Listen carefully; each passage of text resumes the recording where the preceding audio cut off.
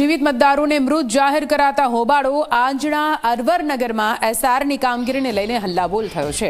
Form 7માં 225 જીવિત લોકોને મૃત જાહેર કર્યાનો દાવો।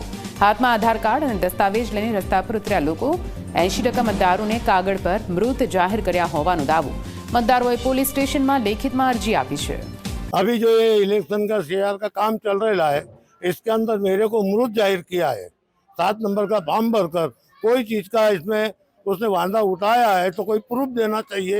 कोई चीज़ का प्रूफ नहीं है और मेरा अधिकार छीनने का इसने कोशिश किया है। और ये भारत के अंदर ये साबित हो रहा है कि बीजेपी की जो सरकार है ये मुस्लिम विरोधी है। यहाँ पे जितना भी नाम कम किया है, मृत जाहिर किया है, सभी मुसलमानों का ही है। મારું કહેવાનું એવું છે સાહેબ કે અમને મૃત ઘોષિત કર્યું છે તો એને મૃત ઘોષિતના શું પુરાવા આપ્યા છે ચૂંટણી કમિશનની પાસે અને ચૂંટણી અધિકારી કેવી રીતે એમની પાસે આ એક્સેપ્ટ કર્યું છે ફોર્મ।